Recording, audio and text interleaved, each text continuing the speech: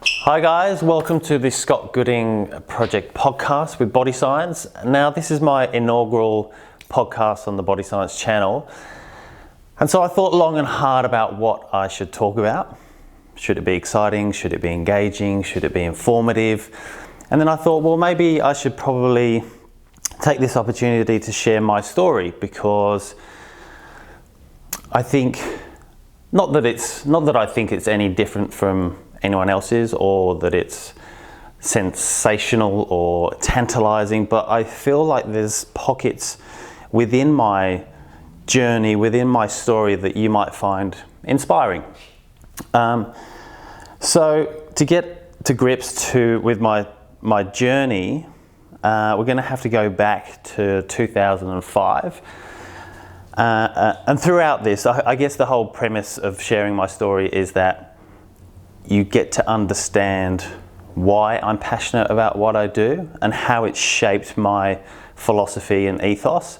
So going back to 2005, I want to share an episode or period in my life that was the hardest, the most grueling, the toughest and most depressing episode of my life, but equally the most positive, the most inspiring and life-changing period of my life.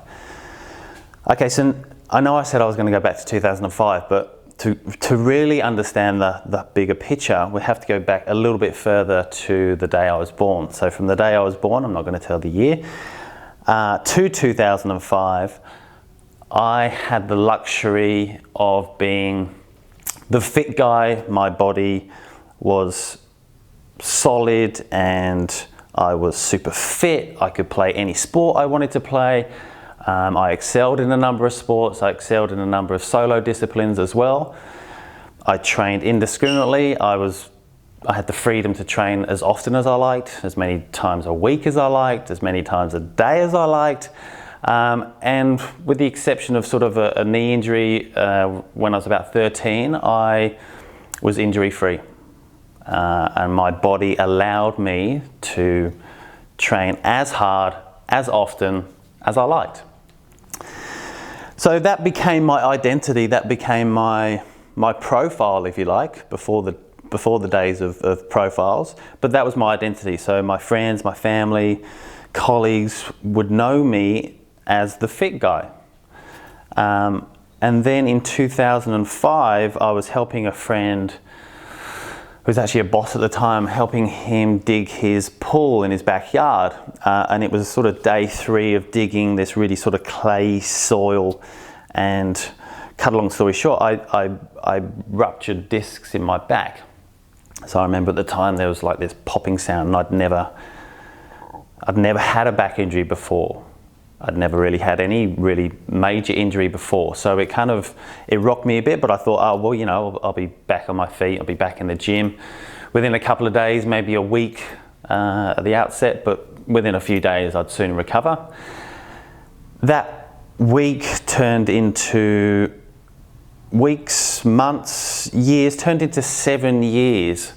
So for 7 years, I struggled with inflammation, pain, discomfort. That then spiraled me down into this sort of bouts of depression.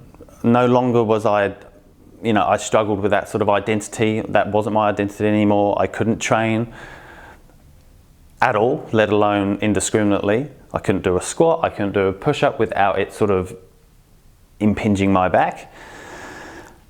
I felt like I'd sort of left my life as it was prior to the injury. I felt like I'd sort of sidestepped out of my life, and that was still going on, but I wasn't part of it. And so that led to, pretty serious bouts of depression. I disengaged from friends, I disengaged from loved ones. It was like the life had been sucked out of it felt like the fun had been sucked out of my life. I didn't rest on my laurels throughout that 7 years. I sought as many experts as I could, everything from healing hands, and trust me, I'm not I'm not a firm believer in a higher power, so maybe that's why it didn't work. Everything from healing hands to neurosurgeons and everything in between, and not just once or twice with one particular sort of modality, but a number of times, different physios, lots of different chiros. And anyway, I wasn't making progress or I wasn't making enough progress to sort of get me out of this hole. But I realized I was trying to fix myself in a physical way, through acupuncture, through massage, through stretching, through swimming, like focusing on the physical, which, as I said, wasn't really shifting or gaining any sort of momentum. So towards the end of that 7 years, I started to read, and I started to read about nutrition, and I started to read about foods that were pro-inflammatory and foods that were anti-inflammatory. And a lot of it was starting to make sense. It wasn't rocket science. And so I started to slowly embrace foods that were anti-inflammatory and minimize or avoid or reduce the foods that were pro-inflammatory. And so this was sort of a process of a number of weeks, and then I started to see the effects. And it didn't happen overnight, but certainly over weeks and definitely over months. My back condition sort of improved. So the periods where I was pain-free started to elongate. The periods in which I was in pain and discomfort started to diminish, and soon these periods of when I was pain-free started to join up.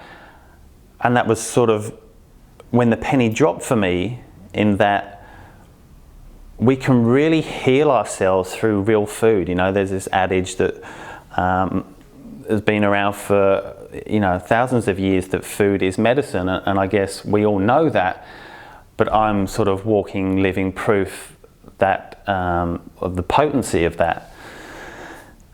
So, as I said, I started to make changes. I started to cut out foods that were pro-inflammatory.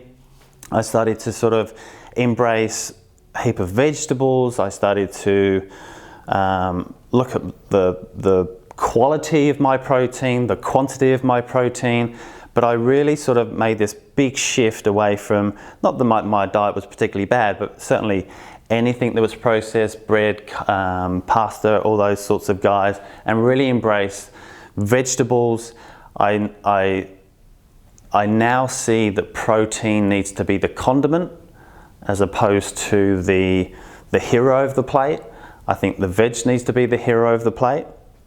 And so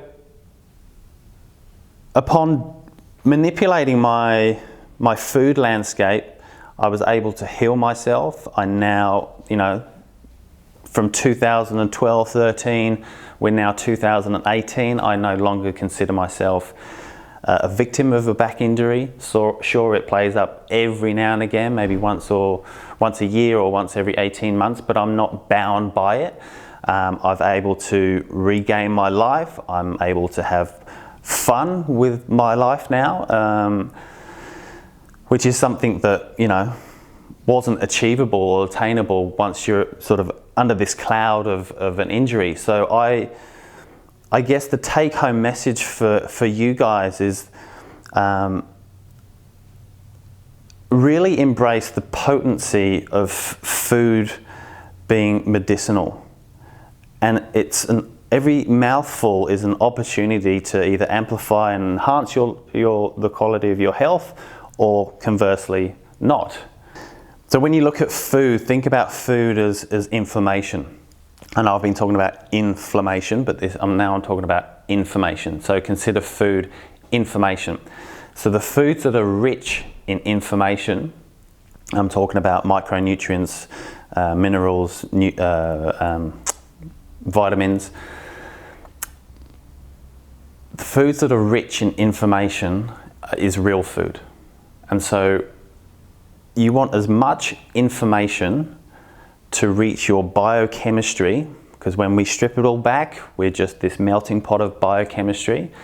And so you need that information to plug in to your biochemistry to enable you to perform in the right way, to have great immunity, to have great vitality, to have cognitive function. The foods that are lacking in information are those foods that we all know, the processed foods, the synthetic foods, the fast foods. So as best you can, eat real food, embrace veggies, protein as a condiment, and you'll be amplifying and enhancing your health in no time at all. Thanks for listening.